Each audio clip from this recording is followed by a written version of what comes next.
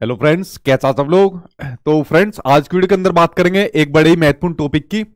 जिस टॉपिक की आज मैं बात कर रहा हूं, ये आपके सीटेट के एग्जाम में जरूर पूछा जाता है। एक नंबर का जरूर आता है, लेकिन एक से कभी कभी 2-3 नंबर के भी क्वेश्चन यहां से आपके पूछे जाते हैं। सीडीपी में आपका यहां से क्वेश्चन जरूर आता है, लेकिन देखा गया है कि आपके जो बाकी के सब्जेक्ट है वहां पे भी यहां से संबंधित क्वेश्चन आपके एग्जाम में देखने को मिलता है। अभी पता नहीं क्या हुआ, 5 मिनट पहले बिल्कुल ठीक था, लेकिन एसी जैसे ही चला तो एकदम जुकाम हो गया। ठीक, तो टाइम टू टाइम मैंने सोचा भी नहीं कि क्लास को अब छोड़ा जाए। तो चलिए क्लास स्टार्ट करते हैं। आज इतना महत्वपूर्ण टॉपिक है और पता नहीं क्या हुआ एकदम 5 मिनट पहले। ठीक, चलिए करते हैं स्टार्ट आज के टॉपिक को। जिस टॉपिक की मैं आज बात कर रहा हूं उस टॉपिक का नाम है आपका ग्रोथ एंड डेवलपमेंट, वृद्धि और विकास। तो वृद्धि और विकास में जो सबसे ज्यादा चीज पूछी जाती है वो पूछी जाती है आपके विकास यानी डेवलपमेंट से संबंधित। तो आज की वीडियो के अंदर हम डेवलपमेंट के बारे में एक एक चीज पढ़ेंगे। जो जो चीज आपके एग्जाम में पूछी जाती है उनके बारे में डिटेल में आज की वीडियो के अंदर मैं आपको समझाऊंगा। ध्यान से वीडियो समझना, यहां से एग्जाम में आपके क्वेश्चन जरूर पूछे जाने और आज की वीडियो को देखने के बाद आपको दोबारा इसको पढ़ने की जरूरत नहीं पड़ेगी। तो चलिए अब करते हैं आज के टॉपिक नंबर 11 की शुरुआत। इससे पहले 10 टॉपिक मैं करा चुका हूं, आप लोग प्लेलिस्ट में जाके देख सकते हो, वरना यूट्यूब पर सर्च मार लिया करो, जो भी आपको क्लास चाहिए या टॉपिक चाहिए आपको मिल जाएगा। जो लोग नए आए वो चैनल को सब्सक्राइब कर लेना, क्योंकि ये क्लासेस आपके एग्जाम तक चलेगी, चाहे मेरी तबीयत ठीक भी ना रहो, तो उसके लिए बेफिक्र आप लोग रहना। ठीक है, तो चलिए करते हैं आज के महत्वपूर्ण टॉपिक की स्टार्ट। जो बच्चे नए आए हैं, जो पूछते रहते हैं नोट्स के लिए, तो आप लोग गूगल पर जाना, गूगल पर जाकर सर्च करना sachinacademy.com। उसके बाद मेरी वेबसाइट खुलकर आ जाएगी। वेबसाइट जब खुलकर आ जाएगी, अगर आपका पेपर 1 है तो पेपर 1 आपको दिया है, पेपर अगर दोनों है तो दोनों दिए हुए हैं। ठीक है, और अगर आपको साथ में मॉक टेस्ट चाहिए तो वो भी आपको दिया हुआ है। यहाँ पर अपना लॉगिन रजिस्ट्रेशन करके आप लोग अपने नोट्स को डाउनलोड कर लेना और साथ में एक पासवर्ड मिलेगा, उससे आप लोग उसको ओपन कर लिया करना। ठीक है, नोट्स के अंदर मैं कई बार बता चुका हूं कि सिलेबस के अकॉर्डिंग जितना आपका कंटेंट है वो सब नोट्स के अंदर आपको मिल जाएगा। एनसीईआरटी किताबों का निचोड़ आपको नोट्स के अंदर मिल जाएगा, चाहे आपका पेपर फर्स्ट हो पेपर सेकंड हो। कोई एनसीईआरटी की किताब आपको फॉलो नहीं करनी, ना ही कंटेंट के लिए फॉलो करनी है कोई। प्रीवियस ईयर के जितने भी क्वेश्चन पेपर है, मैं देखता हूं बच्चे प्रीवियस ईयर के क्वेश्चन पेपर के लिए अलग से बुक लाते हैं, जबकि नोट्स के अंदर मैंने सारे डाले हुए हैं 2011 से लेकर 22 तक जो आपका ऑनलाइन हुआ था। तो प्रीवियस ईयर के क्वेश्चन पेपर की आपको कोई बुक लेने की जरूरत नहीं है। ठीक है, तो पीवाईक्यू सभी आपको इसके अंदर मिल जाएंगे।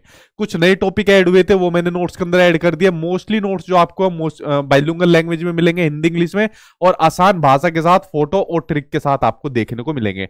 तो ये सब चीज आपको मेरे नोट्स के अंदर मिल जाएगी, जो आप लोग गूगल से जाकर मेरी वेबसाइट से ले सकते हो। इसके अलावा आपको ना तो कोई बुक लेनी है, ना कोई प्रैक्टिस सेट लेना है, XYZ कुछ नहीं लेना, बस साथ के साथ क्लास लेते रहिए और आपका एग्जाम बहुत अच्छे नंबर से आप लोग पास करोगे।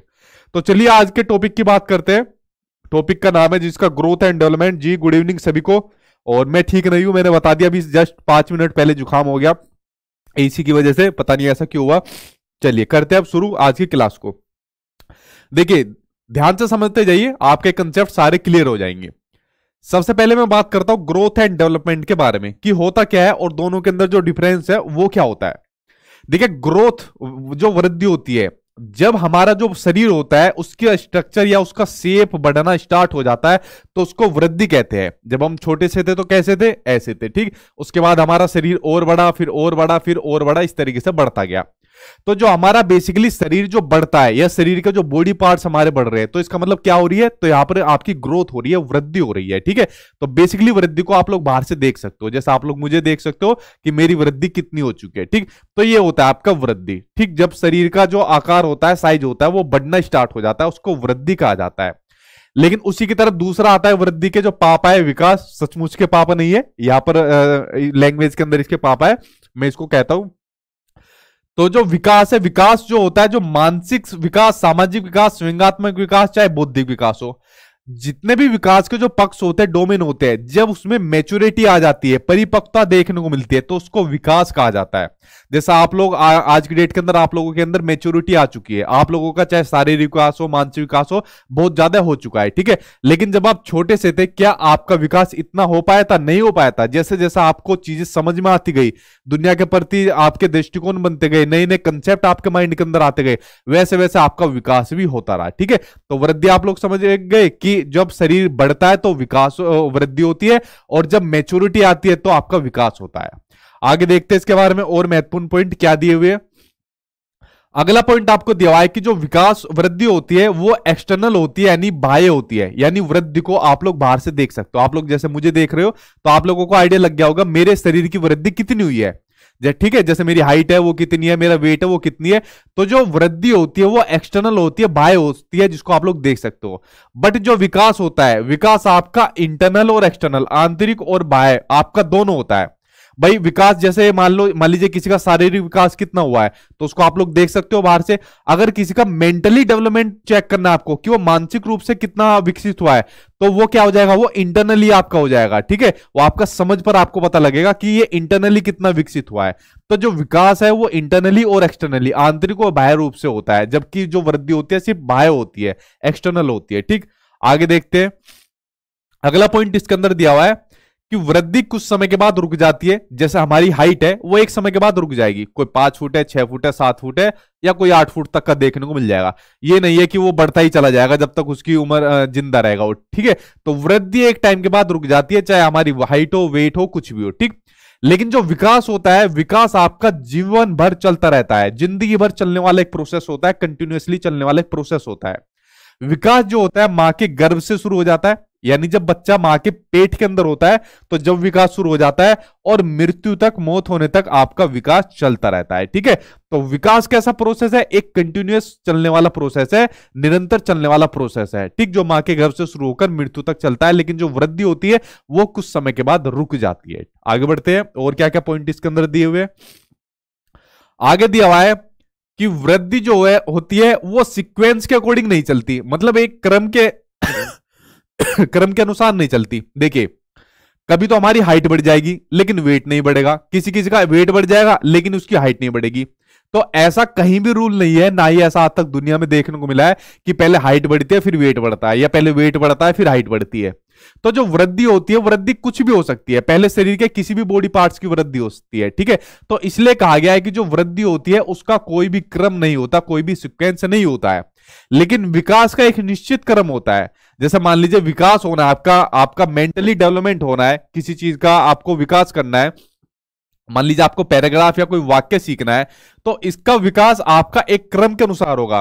पहले आप लोग अल्फाबेट सीखोगे, फिर उसके बाद वर्ड बनाना सीखोगे, फिर उसके बाद आप पूरा पैराग्राफ लिखोगे। तो इस तरीके से आप लोग, इस तरीके से आपका विकास होगा, इस तरीके से आप लोग इस चीज को सीख पाओगे, क्रम के अनुसार आप लोग सीख पाओगे। ठीक है, लेकिन वृद्धि में कोई क्रम नहीं होता। आगे देखते हैं, वृद्धि को हम मेजर कर सकते हैं, यानी वृद्धि को माप सकते हैं। भाई मेरे अंदर वेट कितना है, जैसे मेरे अंदर वेट है लगभग 85 केजी का राउंड। ठीक, तो मैंने अपना वेट नाप दिया, मेरी हाइट है 5'11" है, तो मैंने इसको भी नाप दिया। तो वृद्धि को बेसिकली मापा जा सकता है। ठीक, तो इसलिए ये मेजरेबल है, यानी इसका हम लोग मापन कर सकते हैं। लेकिन क्या विकास को मापा जा सकता है? अगर मैं आपसे पूछूं आपका सोशली जो आपका डेवलपमेंट है वो कितना हो चुका है, जब आप लोग सोसाइटी से इंटरेक्ट करके चीजें सीखते हो, क्या आप लोग उसको बता सकते हो कि 10 किलो हुआ है हमारा? अगर मैं बोलूं आपका मेंटली डेवलपमेंट कितना हुआ है, आपके अंदर समझ कितनी आई है, तो आप लोग क्या कहोगे? जी मेरे अंदर तो 50 किलो समझ आ गई। ठीक है, नहीं हो सकता ना। तो विकास का हम सीधे मापन नहीं कर सकते। बेसिकली कहीं कहीं पर देखा जाता है जो आपका मानसिक विकास होता है उसका एक बार को मेजर कर सकते हैं कि भाई अगर किसी का आईक्यू लेवल 90 से 110 आए तो आपका जनरल वाला है, किसी का 140 प्लस हो गया तो आपका गिफ्टेड स्टूडेंट्स है। तो मानसिक को एक बार हम माप सकते हैं, लेकिन अगर उसमें भी जो अच्छा एनवायरनमेंट अगर बच्चों को मिल जाए तो आईक्यू बढ़ जाएगा, बेकार मिल जाए तो कम हो जाएगा। ठीक है, लेकिन बेसिकली विकास को हम सीधे मापन नहीं कर सकते, जैसे इसमें माप सकते हैं कि भाई इतना किलो का है और इतनी इसकी हाइट है, इतना इसका वेट है, तो इस तरीके से कर सकते हैं। ठीक, आगे और पॉइंट के ऊपर नजर डालते हैं। वृद्धि केवल क्वांटिटेटिव होती है, जैसे मैंने कहा कि वृद्धि को माप सकते हैं, क्वांटिटेटिव होती है। इसका दूसरा नाम होता है मात्रात्मक, दूसरा नाम होता है इसका मात्रात्मक होता है, क्वांटिटेटिव होती है, मतलब क्वांटिटी में हम इसको माप सकते हैं। जैसे मैंने जस्ट अभी कहा कि जैसे मेरा वेट कितना है 85 केजी प्लस है, हाइट है मेरी 5'11" हाइट है। ठीक है, तो अब मैंने इसको माप लिया, लेकिन क्या विकास जो विकास होता है वो क्वांटिटेटिव भी होता है और क्वालिटेटिव भी होता है। ठीक, यानी मात्रात्मक और आपका गुणात्मक दोनों तरीके से आपका जो विकास होता है। ठीक, ये पॉइंट आपका क्लियर हुआ। आगे बढ़ते हैं जी। अगला पॉइंट आपके सामने स्क्रीन पर आ गया। भाई यहां पर ध्यान लगाओ, आपस में बातें कर रहे हो, इन्हें ब्लॉक मार दो इस बार। ठीक, जो आपस में बात कर रहे हैं। अगला पॉइंट देखिए, अगला पॉइंट आपको दिया है कि वृद्धि होने से विकास हो भी सकता है और नहीं भी हो सकता। अब मान लीजिए कोई 7 फुट का हो गया तो जरूरी थोड़ी है उसका विकास हो जाएगा। मान लीजिए उसका शारीरिक मानसिक विकास हो, चाहे उसका स्वयंगात्मक विकास हो, चाहे उसका सामाजिक विकास हो, तो जरूरी नहीं है कि वृद्धि होने से अगर कोई हाइट में बढ़ा है, वेट में बढ़ा है तो उसका विकास भी होगा, ऐसा जरूरी नहीं है। लेकिन विकास वृद्धि के बिना भी संभव है। मैंने कहा ना, विकास वृद्धि का पापा है, ये बिना वृद्धि के भी आपका विकास हो जाएगा। आपने जो साइंटिस्ट है, अब तो हमारे बीच में नहीं रहे, स्टीफन हॉकिंग का नाम आपने सुना होगा। स्टीफन हॉकिंग का नाम आपने सुना होगा। मेरे ख्याल से विश्व के सबसे बड़े साइंटिस्ट का दर्जा प्राप्त है इन्हें। ना तो चल पाते थे, ना ही कोई मूवमेंट कर पाते थे, सिर्फ एक व्हील चेयर के ऊपर ही रहते थे, और मतलब इनका कोई बॉडी पार्ट्स काम नहीं करता था। लेकिन फिर भी देखिए इनका विकास कहां तक पहुंच गया। हालांकि इनकी ग्रोथ नहीं हुई, इनकी जो वृद्धि है वो नहीं हुई थी, लेकिन इनका विकास तब भी कितना हाई लेवल तक पहुंच गया था। ठीक है, तो विकास जो होता है उसको वृद्धि की जरूरत नहीं होती, बिना वृद्धि के भी विकास आपका संभव होता है। ठीक, चलिए आगे देखते हैं, अगला पॉइंट देखते हैं क्या दिया हुआ है। देखो यार, इतना इंपॉर्टेंट चीज चल रही है, आपका सीटेट का एग्जाम है, और भगवान ने चाहा तो आपको केवीएस की वैकेंसी देखने को मिलेगी, या किसी और दूसरी जगह आप जा सकते हो और आपस में बातें करने में लगे हो। तो जितनी चीजें मैं आपको पढ़ा रहा हूं ना, ये सब आपको पेड क्लास के अंदर भी नहीं मिलेगी, और मैं जुकाम होने के बावजूद पढ़ा रहा हूं, वरना मैं क्लास को बंद कर देता, मेरा क्या जाता। तो आप लोग सीरियसनेस समझ नहीं रहे, आपस में बात करने में लगे हुए हो। ठीक है, ये सब पेड क्लास है जो आपको फ्री में मिल रही है, वरना मैं भी पेड क्लास चालू कर दूंगा और यही चीज आपको कोर्स के अंदर मिलेगी। तो थोड़ा सीरियस हो जाओ। अगर मैं यहाँ पर आपको फ्री कंटेंट इतना दे रहा हूं, तो जुकाम होने के बावजूद भी पढ़ा रहा हूं, उसके बाद आप इस तरीके से केयरलेस बन रहे हो, ठीक है, तो ये गलत बात है। छोड़, ब्लॉक मत मानना किसी को, आप लोग मैच्योर हो, इतना तो समझिए आप लोग खुद। आगे बढ़ते हैं, अब एक पॉइंट के ऊपर नजर डालते हैं, मैच्योरेशन, परिपक्वता। देखो आप लोगों से जुड़ा हुआ ही वर्ड आ गया। जैसा आज आप लोग क्या हो, मैच्योर हो आप लोग। टाइम के साथ आदमी मैच्योर होता जाता है, उसको दुनिया के बारे में चीजें पता चलती जाती है, नए नए कंसेप्ट उसके माइंड के अंदर आते रहते हैं। ठीक है, तो क्या होता है, आदमी बड़े होने पर उसके अंदर मैच्योरिटी आती रहती है। लेकिन जो बेसिकली मैच्योरिटी होती है, ये आपकी हेरिडिटी से भी आपकी रिलेटेड होती है। अब मान लीजिए आपके घर के अंदर जो आपके पेरेंट्स हो गए, ठीक है, वो मान लीजिए जिस तरीके से सोचते हैं, चिंतन करते हैं, जो भी चीज करते हैं, तो उसका प्रभाव आपके अंदर भी पड़ेगा। क्यों? जो जेनेटिक्स आपके अंदर भी आते हैं आपके पेरेंट्स के, तो हेरिडिटी का बिल्कुल प्रभाव पड़ता है मेच्योरिटी के ऊपर। ठीक है, ये बात आपको ध्यान रखनी है।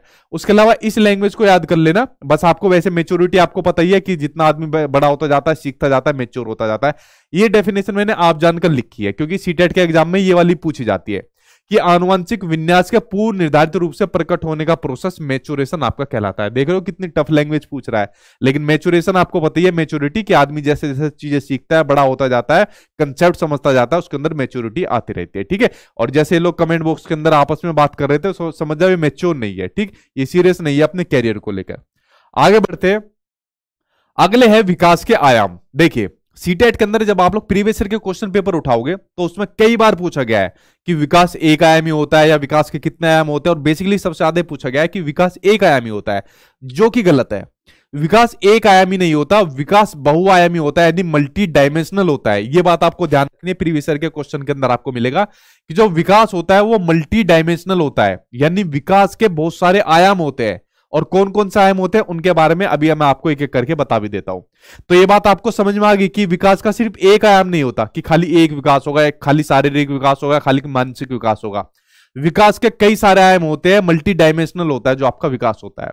उसके अलावा एक पॉइंट आपके एग्जाम में इसी के साथ देखने को मिलता है, विकास मल्टी डायरेक्शन में होता है, यानी विकास जो होता है खाली एक डायरेक्शन में नहीं होता, एक दिशा नहीं होता, विकास मल्टी डायरेक्शन में होता है, जो अलग अलग दिशाओं में आपका विकास चलता है।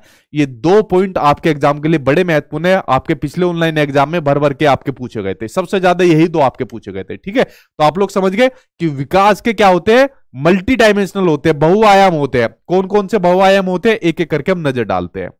पहला होता है आपका विकास का फिजिकल डेवलपमेंट, पहला होता है शारीरिक विकास होता है, विकास का आयाम। ठीक, देखिए जैसे जैसे बच्चे का शारीरिक विकास होता जाता है, वैसे वैसे उसकी जो है विकास में वृद्धि देखने को मिलती है। और बच्चे के शारीरिक विकास की वृद्धि के लिए स्कूलों के अंदर सरकार द्वारा पहले क्या चलाई गई थी, मिड डे मील की योजना चलाई गई थी। उसकी जगह मिड डे मील का नाम बदलकर अब पीएम पोषण योजना रख दिया। क्या रख दिया? पीएम पोषण योजना रख दिया। बेसिकली इन योजनाओं को चलाने का स्कूल में मकसद यह है कि बच्चों को हम एक गुणवत्तापूर्ण भोजन दे सके, जिसमें बच्चे का शारीरिक विकास हो सके। देखिए पहले ही नहीं चलती थी स्कीम, लेकिन इसको जोड़ा गया कि बच्चे के मानसिक विकास के लिए उसका शारीरिक रूप से भी फिट होना जरूरी है। तो क्यों ना स्कूल में उसको ऐसा अच्छा गुणवत्तापूर्ण भोजन दिया जाए जिससे उसका शारीरिक विकास भी हो जाए। ठीक है, तो पहला आप समझ गए कि विकास का एक डोमेन होता है, शारीरिक विकास होता है। शारीरिक विकास का एक पार्ट है जिसको कहा जाता है, इसी का एक अंग होता है गत्यात्मक विकास, जिसको मोटर डेवलपमेंट के नाम से भी जाना जाता है। तो ये भी आपका शरीर से जुड़ा हुआ आपका विकास होता है। ठीक है, तो एक तरीके से इसमें क्या होता है, जो हमारी मसल्स होती है, मांसपेशियां होती है, और जो हड्डियों की जो क्षमता होती है, एबिलिटी होती है, उन पर कंट्रोल करने से आपका संबंधित होता है मोटर डेवलपमेंट। जैसे मैंने पेन पकड़ा हुआ है तो मेरा मोटर डेवलपमेंट हो चुका है, तभी मैंने पेन पकड़ा हुआ है, वरना मेरे हाथ से नीचे गिर जाता है। ठीक है, तो ये आपका होता है मोटर डेवलपमेंट। अब देखिए, जो आपका मोटर डेवलपमेंट होता है, आप लोग समझ गए इसमें कि इसमें क्या होता है। बच्चे चलते हैं, कूदते हैं, फिरते हैं, दौड़ते हैं, भोजन करते हैं, ठीक है, लड़ाई करते हैं, मारपीट करते हैं, सब काम करते हैं, क्योंकि उनका मोटर डेवलपमेंट हो चुका है। आप लोगों ने खूब लड़ाई करी होगी अपने स्कूल के अंदर। ठीक, अब इसी के जो दो पार्ट होते हैं उनके बारे में जानना जरूरी है, जो आपके एग्जाम में आता है। जो मोटर डेवलपमेंट होता है उसके दो पार्ट होते हैं।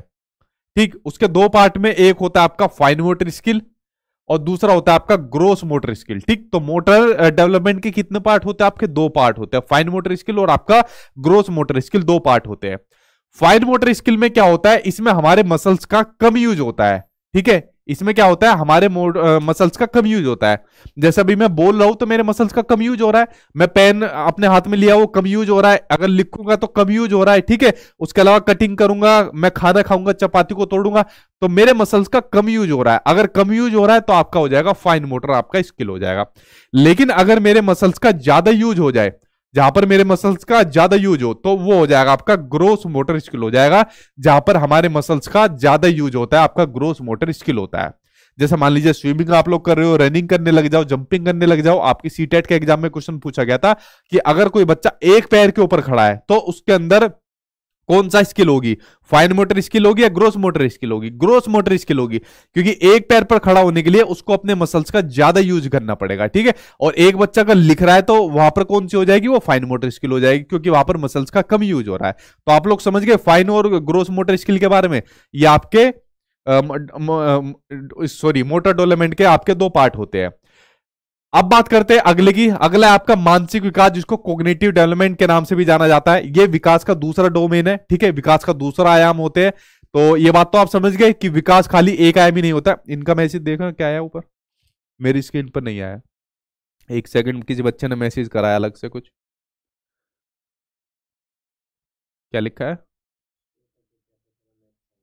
पेपर 2 कैसे करें मैथ साइंस। तो पैसे मत दिया करो, ऐसे ही डाल दिया करो, मैं तो बताता रहता हूं। पेपर 2 के लिए मैंने क्लास भी चालू करी हुई है, और उसके अलावा जो नोट्स आपको दे रखे हैं उसके अंदर आपको एनसीईआरटी का कंटेंट दिया हुआ है प्रीवियस ईयर के क्वेश्चन के साथ साथ। ठीक है, तो उनको आप लोग कर लो। अगर आप लोग बिना क्लास के भी नोट्स को अच्छे तरीके से कर जाओगे तो भी आप अच्छे एग्जाम में पास हो जाओगे बढ़िया नंबर से। और क्लास और नोट्स दोनों का मिक्सचर में लेकर चल रहा हूं। आप लोग सोच सकते हो अब कितने नंबर आपके बनेंगे। तो पेपर 2 के लिए आप नोट्स पढ़िए अच्छे तरीके से और क्लास देखिए, आपका हो जाएगा, टेंशन फ्री रहिए। ठीक है, अब देखिए अगला पढ़ते हैं। एक बच्चे ने ये मैसेज किया था पे करके, मतलब पैसे डालकर, तो इसका जवाब दे दिया। तो विकास का दूसरा डोमेन होता है आपका मेंटल डेवलपमेंट। अब देखिए विकास का जो होता है, एक तो शारीरिक होता है, शुरुआत में बता दिया, एक होता है आपका मेंटली डेवलपमेंट। जितना ज्यादा बच्चे का मेंटली डेवलपमेंट वो होता जाएगा, उतना ज्यादा कोग्निशन उसके माइंड के अंदर आता जाएगा। कोग्निटिव डेवलपमेंट के अंदर मैंने क्या बताया था, जो आदमी अपने माइंड के अंदर चीजें स्टोर करता रहता है। जब हम छोटे से थे हमने स्टोर कर लिया, ये हमारा परिवार है। फिर हम स्कूल के अंदर गए, हमारा टीचर है, हमारा स्कूल है।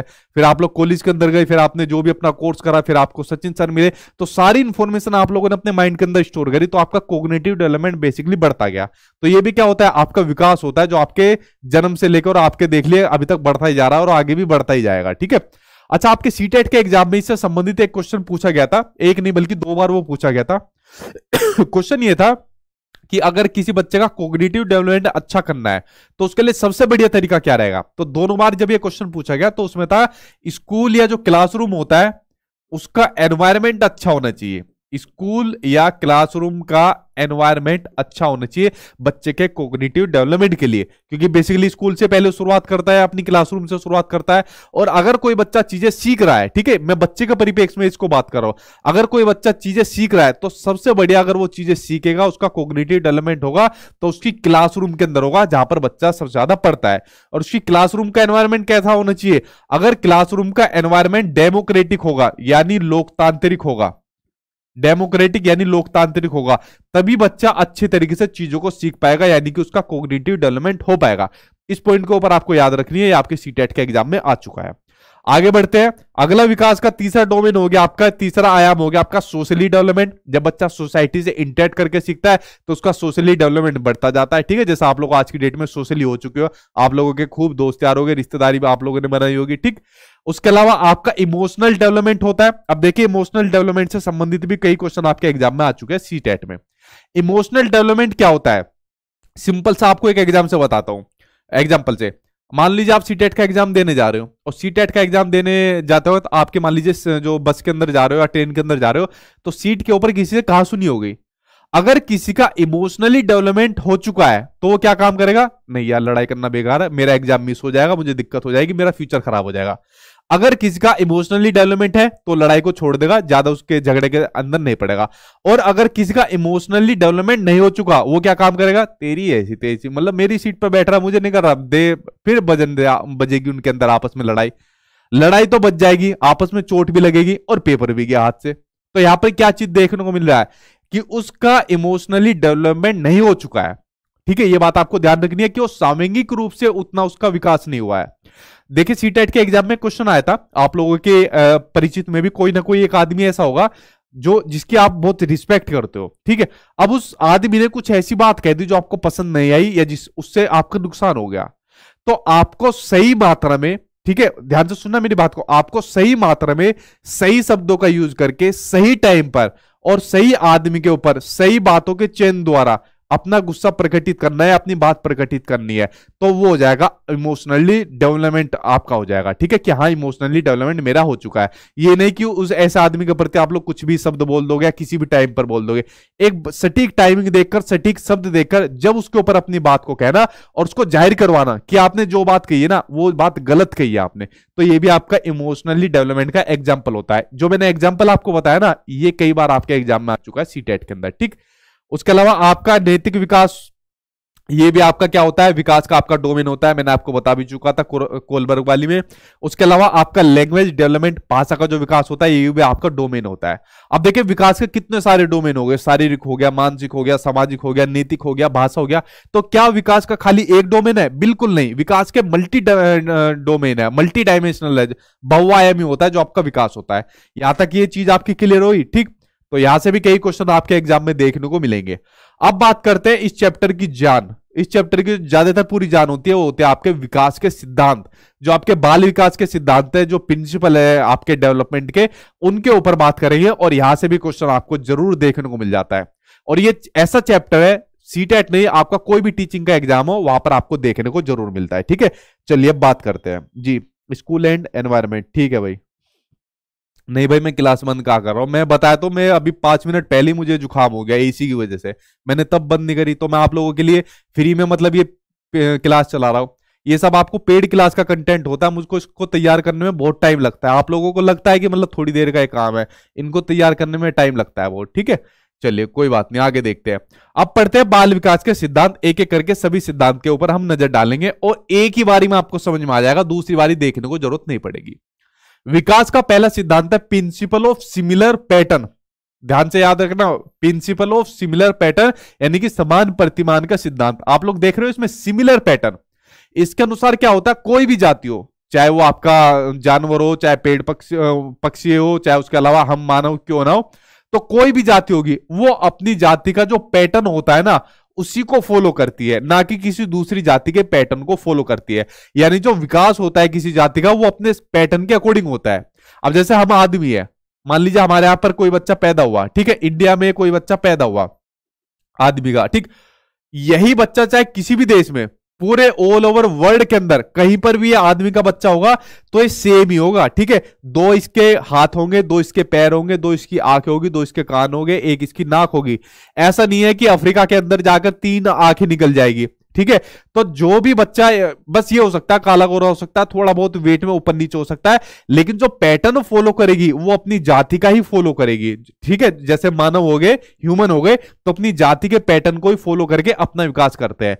मान लीजिए हाथी का बच्चा है, अगर इंडिया के अंदर छोटा है तो हर जगह ही छोटा देखने को मिलेगा। और ठीक, तो आप लोग समझ गए, कोई भी जाति होगी वो अपने पैटर्न को ही, सिमिलर पैटर्न को ही फॉलो करके अपना विकास करती है। तो पहला तो ये हो गया जो विकास का पहला सिद्धांत होता है कि अपने पैटर्न के अकॉर्डिंग चलती है, कोई भी जाति होती है और अपना विकास करती है। ठीक, आपने देखा है कोई बच्चा यहां पर कुछ और हुआ, हालांकि वो कुछ अलग केस होते हैं, जैसे मान लीजिए कुछ उनके ऊपर निशान आ जाता है या कह देते हैं ये तो दिखने में गणेश जी जैसा लग रहा है, वो बच्चों के अंदर कुछ डिसेबिलिटी पाई जाती है। ठीक है, इस वजह से वो थोड़े अलग देखने को मिलते हैं, वरना मिलता बच्चा सब जगह एक जैसे, वही 2 हाथ होते हैं, 2 पैर होते हैं। ठीक, अगला विकास का सिद्धांत है भाई, इसके ऊपर नजर डाल लो और लगा लो, वेरी वेरी इंपोर्टेंट। पता नहीं सीबीएसई वालों को ये क्या पसंद आ गया, इतने भर भर के क्वेश्चन एग्जाम के अंदर दिए उन्होंने, सबसे ज्यादा पूछ लिया वाला जो आपका ऑनलाइन एग्जाम हुआ था, सबसे ज्यादा पूछ लिया था। ठीक है, तो सीबीएसई वालों का बहुत प्यारा क्वेश्चन है, इसके ऊपर नजर डालते हैं। अब देखिए, विकास का जो दूसरा सिद्धांत है, इसके अंदर आपको दो बात ध्यान रखनी है। एक तो होता है आपका सिफेलोकोडल, ध्यान रखना, एक होता है आपका सिफेलोकोडल और एक होता है आपका प्रोक्सीमोडिस्टल। ठीक, इन दो के ऊपर आपको खास तौर पर नजर रखनी है। सिफेलोकोडल होता है जब हमारा जो विकास होता है वो सिर से पैर की ओर चलते हैं, सी फॉर सर, सी फॉर सिफेलोकोडल। ठीक है, ट्रिक से बता रहा हूं, वैसे सी फॉर सर नहीं होगा। तो सिफेलोकोडल में क्या होता है, जो हमारा विकास होता है, पहले हमारा विकास सर का होता है और सर के बाद फिर हमारा विकास हाथों का होगा, फिर हमारे चेस्ट का होगा, फिर हमारे पैरों का होगा। तो इस तरीके से हमारा जो विकास होता रहता है। ठीक है, तो जब विकास सर से लेकर और बाकी के हिस्सों तक हो जाए तो वो होता है आपका सिफेलोकोडल होता है। ये बात आप लोग समझ गए। इसमें क्या होता है, बेसिकली सबसे पहले बच्चे की समझ विकसित होती है और बाद में उसके जो शरीर के जो अंग होते हैं उनका विकास होता है। ठीक है, इसी का सेम अपोजिट है दूसरा आपका प्रोक्सीमोडिस्टल। इसमें जो विकास होता है वो आपका सेंटर से शुरू होता है। आप लोग देख रहे हो सेंटर से, ये जैसे पीछे बैकबोन है तो पीछे बैकबोन से हमारा विकास शुरू होगा और शरीर के बाकी दूसरी हिस्सों तक पहुंचता है। यानी जो बीच में बैकबोन आप देख रहे हो, मध्य में केंद्र देख रहे हो, पहले इसका विकास होगा और बाद में फिर जो बाकी के हिस्से है वहां पर बच्चे का विकास होता है। ठीक है, इसी तरीके से आपका विकास होता है। तो इसमें क्या होता है, जैसे सीटेट के एग्जाम में क्वेश्चन पूछा गया कि एक बच्चे ने पहले पेन को पकड़ने या किताब पकड़ना सीखने से पहले, ठीक है, क्या है, सीखने से पहले उसने बोतल पकड़ना सीख लिया, उसने पेन पकड़ना सीख लिया। तो ये क्या काम हो रहा है, यहां पर प्रोक्सीमोडिस्टल देखने को मिल रहा है। यानी पहले बच्चे का जो समझ होता है ना वो विकसित नहीं होगी, पहले उसका जो बीच का जो सेंटर से जो विकास चलता जा रहा है पहले वो विकसित होगी। अब यहां से जब पेट से या पीछे बैकबोन से हमारा विकास चलेगा तो हमारे पैर तक पहले जाएगा, हमारे हाथ तक जाएगा। जब हमारे हाथ तक गया, छोटे बच्चे का हाथ तक गया, तो छोटा बच्चा चीजों को पकड़ लेगा। आपने देखा ना, चीजों को पकड़ के रखता है और छोटे बच्चे की मुट्ठी इतनी टाइट होती है आप उससे छुटा नहीं सकते, बहुत टाइट दबा के रखता है। ठीक है, यानी उसका बच्चे विकास कैसे हुआ, पहले उसका विकास सबसे पहले उसके अंगों का हुआ और उसके बाद यहां से धीरे धीरे होते हुए उसके सर तक उसका विकास जाता है। तो ये होता है आपका प्रोक्सीमोडिस्टल होता है, जब विकास सेंटर से शुरू होकर बाकी के हिस्सों तक पहुंचता है, और सिफेलोकोडल में सर से शुरू होकर बाकी के हिस्सों तक पहुंचता है। ये दोनों आपको ध्यान रखनी है। सबसे ज्यादा पूछा गया था पिछली बार ऑनलाइन एग्जाम के अंदर, पता नहीं से क्या प्यार हो गया था सीबीएसई वालों को। अगला सिद्धांत आपका निरंतरता का सिद्धांत, प्रिंसिपल ऑफ कंटिन्यूटी। देखिए इसके नाम से पता चल रहा है, जो मैंने आपको शुरुआत में बताई थी, यह सिद्धांत ये कहता है कि जो विकास होता है वो कभी ना रुकने वाली प्रक्रिया है, विकास कंटिन्यूअसली चलता रहता है। मैंने आपको बताया ना, विकास मां के गर्भ से शुरू हो जाता है, जब बच्चा मां के पेट के अंदर होता है, और जब तक मृत्यु नहीं होती जब तक विकास चलता रहता है। ठीक है, जब तक विकास चलता रहता है। कोई आदमी ऐसा है जिसका विकास मृत्यु से पहले बंद हो जाता है? दोबारा कमेंट देखो, दोबारा कमेंट आया भाई। आप लोग पैसों में मतलब मत किया करो कमेंट, मुझे बड़ा फील होता है आप लोग पैसे डालकर कमेंट करते हो, ऐसी पूछ लिया करो। क्या क्वेश्चन है? एसएसटी का टॉपिक वाइज क्लास भी करा दूंगा। एसएसटी अपने आप में बहुत बड़ा सिलेबस है। ठीक है, आप लोग देख रहे हो 60 नंबर की आपकी एसएसटी आती है, तो पेडागोजी तो आपकी होती जा रही है, और नोट्स के अंदर मैंने आपको एनसीईआरटी दिया हुआ है और साथ में उसको प्रीवियस ईयर के क्वेश्चन दिए हुए। दो चीज कर लेना नोट्स के अंदर, आपका उससे बाहर पेपर नहीं आएगा। वरना आप लोग चाहे खुद एनसीईआरटी पढ़ सकते हो और वरना नोट्स के अंदर पढ़ सकते हो, वो चीज कर लेना, उससे बाहर नहीं है। कंटेंट भी मैं अपनी तरफ से एसएसटी का देता जाऊंगा, लेकिन बहुत कंटेंट है, शायद मुझे लगता भी नहीं आपके एग्जाम तक इतना कंटेंट हो पाएगा, या कोई करा भी सकता है। ठीक है, नोट्स के अंदर आप लोग पढ़ लेना, और प्लीज मतलब ऐसा मत भेजा करो यार पैसे, मुझे फील होता है ये जो 40-40 रुपए आप भेज रहे हो। ठीक, ये समझ गया आप, विकास कभी ना समाप्त होने वाली प्रक्रिया है। हाँ, थोड़ा कम ज्यादा हो सकता है, लेकिन चलता आपकी मृत्यु तक है जो विकास है। सॉरी, आपकी मृत्यु तक नहीं, मतलब मनुष्य की मृत्यु तक। आगे बढ़ते हैं डिसकंटिन्यूटी के बारे में। वो तो होता है आपका निरंतरता का सिद्धांत, कंटिन्यूअसली चलने वाला प्रोसेस। एक आपके सीटेट के एग्जाम में इस बार ये नया देखने को मिला, इससे पहले 2011 तक जितने भी एग्जाम हुए थे उसके अंदर ये देखने को नहीं मिला था। ये सिद्धांत पहली बार देखने को मिला। इसका नाम है आपका डिसकंटिन्यूटी, यानी विकास का अनिरंतरता का सिद्धांत या अनियमितता का सिद्धांत। इसको इंग्लिश में नाम याद करना, हिंदी के अंदर कई बार नाम दिए हुए थे एग्जामिनर ने। ठीक है, अब इसमें क्या होता है कि विकास के प्रोसेस के दौरान जब बच्चे का विकास होता रहता है, हमारा विकास होता है, तो विकास के दौरान उभरने वाले जो नए तरीके होते हैं जो संसार को समझने में उसकी हेल्प करते हैं, तो वही विकास का अनिरंतरता सिद्धांत कहलाता है। अब जैसे मान लीजिए बच्चे का विकास हो रहा है, अब बच्चा मान लीजिए स्कूल के बारे में जान गया, ये मेरा स्कूल है, यहाँ मेरी पढ़ाई होती है, ये सब काम होता है, तो यहाँ पर बेसिकली क्या काम हो रहा है, उसका विकास तो हो रहा है, लेकिन वो सब चीज जानना है, यहाँ पर नए नए तरीके जानना है कि स्कूल जाऊंगा तो मेरा मानसिक विकास होगा, मेरी पढ़ाई कंप्लीट हो जाएगी, सीटेट का एग्जाम पास करूंगा तो मुझे आगे गवर्नमेंट जॉब मिल जाएगी, ठीक है, या मेन एग्जाम में मैं बैठूंगा। तो दुनिया को जानने के नए नए तरीके वो विकसित कर रहा है। तो यही होता है विकास का आपका डिसकंटिन्यूटी का सिद्धांत। डिसकंटिन्यूटी से कभी भी ये मतलब मत लगा लेना कि विकास जो है अब खत्म हो जाएगा, कंटिन्यू नहीं हो पाएगा, ठीक है, ये बात बिल्कुल नहीं है। आगे देखते हैं, अगला विकास का सिद्धांत पढ़ते हैं। अगला सिद्धांत आपको दिया हुआ है विकास का कि जो विकास होता है वो सामान्य से विशिष्ट की ओर चलता है, ठीक है, सामान्य से विशिष्ट की ओर चलता है, आपका सिंपल टू स्पेसिफिक की ओर चलता है।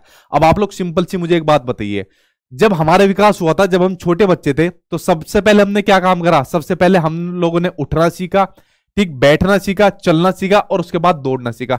कोई आप में से ऐसा बच्चा है जिसने पैदा होने के बाद सीधे दौड़ लगा दी? नहीं है ना। तो पहले क्या काम आप लोग कर रहे हो, पहले हम लोगों ने काम करी सामान्य क्रियाएं, जो जनरल क्रियाएं होती है, और उसके बाद हमने स्पेसिफिक क्रियाएं कराई, जो विशिष्ट क्रियाएं करी।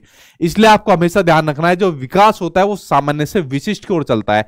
एग्जामिनर आपके एग्जाम में इसको उल्टा कर देता है, विशिष्ट से सामान्य कर देता है, ठीक है। तो ये बात आपको इसके अंदर ध्यान रखनी है, ठीक। आगे देखते हैं, अगला सिद्धांत पढ़ते हैं। अगला सिद्धांत आपका प्रिंसिपल ऑफ प्रेडिक्टिबिलिटी, यानी पूर्वानुमान का सिद्धांत। ये आपके एग्जाम में आता है कि विकास का हम कुछ हद तक पूर्वानुमान लगा सकते हैं। क्या है कि विकास का हम कुछ हद तक, पूरा नहीं, कुछ हद तक पूर्वानुमान लगा सकते हैं कि बच्चे का विकास कितना होगा या किस स्पीड से होगा। जैसे मान लीजिए अगर कोई बच्चा अच्छी तरीके से पढ़ रहा है, टैलेंटेड है, तो हम लगा सकते हैं यार इसका आईक्यू लेवल तो ठीक आ रहा है, मान लीजिए 140 प्लस आ रहा है, प्रतिभाशाली बच्चा है और आगे जाके देश का नाम रोशन करेगा। लेकिन अगर उसको अच्छा एनवायरमेंट नहीं मिला तो वही प्रतिभाशाली बच्चा पीछे भी रह जाएगा, ठीक है। तो कहीं ना कहीं ऐसा होता है कि विकास का हम एक प्रेडिक्शन कर सकते हैं कुछ हद तक, ठीक है, तो पूर्वानुमान लगा सकते हैं। लेकिन इसमें क्या होता है, सभी बच्चों की विकास की दर अलग अलग होती है। पूर्वानुमान तो लगा सकते हैं कि इसका इतना होगा, इसका इतना होगा, लेकिन उनके सीखने की जो दर होती है वो अलग अलग होती है, कोई जल्दी सीखेगा, कोई तेज सीखेगा। अगला है आपका एकीकरण का सिद्धांत, आपका यूनिटरी प्रोसेस। ये क्या आगे नीचे, इसको देखते हैं। यह सिद्धांत कहते हैं कि बच्चे में एकीकरण का गुण पाया जाता है। क्या गुण पाया जाता है? एकीकरण का गुण पाया जाता है। जैसे मान लीजिए बच्चे का एक तरफ शारीरिक विकास है, एक तरफ मानसिक विकास है, ठीक। अब मैं यहां पर आपको बोल रहा हूं तो मेरे मसल्स का यूज हो रहा है, मैं यहां पर लिख रहा हूं तो मेरे मसल्स का यूज हो रहा है। तो बेसिकली मैं यहां पर अपने शारीरिक विकास का यूज कर रहा हूं, और शारीरिक विकास के साथ साथ मुझे ये चैप्टर आता है इसलिए तो मैं आपको पढ़ा रहा हूं। तो मैं यहां पर अपने मेंटली डेवलपमेंट जो मेरा हो चुका है उसका यूज कर रहा हूं, ठीक है। तो शारीरिक विकास के साथ साथ अपना मानसिक विकास का भी यूज कर रहा हूं। तो ये यहां पर क्या चीज देखने को मिल रही है, यहां पर विकास के जो डोमेन है आपस में, उसमें एकीकरण देखने को मिल रहा है। ये होता है आपका एकीकरण का सिद्धांत। और बच्चे क्या, ये तो हमारे अंदर, आप सभी के अंदर ये पाया जाता है। इसको समझ गए। आगे देखते हैं, अगला पॉइंट आपका वर्तुलाकार बनाम रेखीय प्रगति का सिद्धांत। अब देखिए, मैंने आपको शुरुआत में बताया था कि विकास एक तो मल्टी डायमेंशनल होता है, बहुआयामी होता है, और मल्टी डायरेक्शन में जाता है, अलग अलग दिशाओं में जाता है। कभी भी विकास एक रेखा जैसा नहीं होता कि एक लाइन में जा रहा है। विकास कभी ज्यादा हो जाएगा, कभी कम हो जाएगा, कभी ज्यादा हो जाएगा, कभी कम हो जाएगा, कभी उससे भी कम हो जाएगा, कभी उससे भी ज्यादा हो जाएगा। जैसे हमारी हार्ट बीट चलती है ना, दिल की धड़कन, ऊपर नीचे, ऐसे ही विकास भी चलता रहता है। कभी एक रेखा में नहीं जाएगा कि एक ही स्पीड से विकास होता जा रहा है। विकास कम होगा, ज्यादा होगा, कभी कम होगा, कभी ज्यादा होगा। आज मेरा मान लीजिए वेट की अगर मैं बात करूं, शारीरिक विकास करूं, 85 है, तो हमेशा 85 थोड़ी रहेगा, कभी 80 हो जाएगा, कभी 90 भी हो जाएगा, ठीक है। तो ये होता है आपका वर्तुलाकार बनाम रेखीय प्रगति का सिद्धांत, ठीक है। कभी भी लीनियर नहीं होता, एक रेखा में नहीं होता आपका। ये बात को आप लोग समझ गए। आगे बढ़ते हैं, अगला पॉइंट आपका अंतर संबंधित का सिद्धांत। देखिए, विकास के जितने भी डोमेन होते हैं, चाहे शारीरिक हो, मानसिक हो, सामाजिक हो, नैतिक हो, कुछ भी हो, वो आपस में अंतर संबंधित होते हैं। जैसे कि मैंने आपको अभी बताया कि मैं आपको चीजें समझा रहा हूं और साथ में लिख भी रहा हूं, तो शारीरिक और मानसिक विकास दोनों का यूज हो रहा है। तो आपस में क्या होते हैं, इंटर रिलेटेड होते हैं, अंतर संबंधित होते हैं। ये पॉइंट आप समझे। अब बात करते हैं इस सिद्धांत के एक और बड़े महत्वपूर्ण सिद्धांत की, और बेसिकली ये अपने आप में पूरा एक चैप्टर है, और ये चैप्टर आपके सीटेट के एग्जाम में जरूर आना है, 1 नंबर का। मैंने कहा ना, इस चैप्टर से आपका 1 नंबर कंफर्म है, 1 से 2-3 नंबर भी आपको देखने को मिल जाएंगे।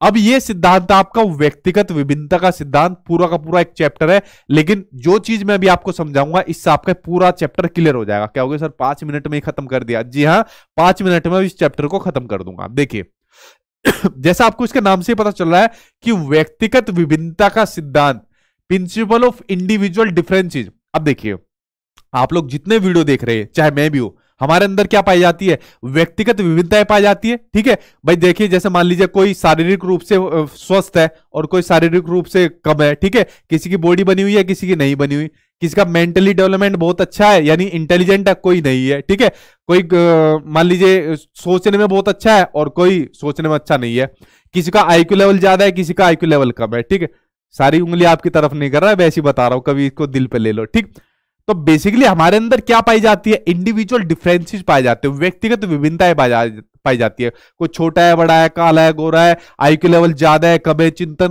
सोचने का तरीका अलग है। ठीक है, तो ये सब विभिन्नताएं हमारे अंदर पाई जाती है। क्या एक आदमी जैसा दूसरा आदमी आपको पूरी दुनिया में देखने को मिल जाएगा?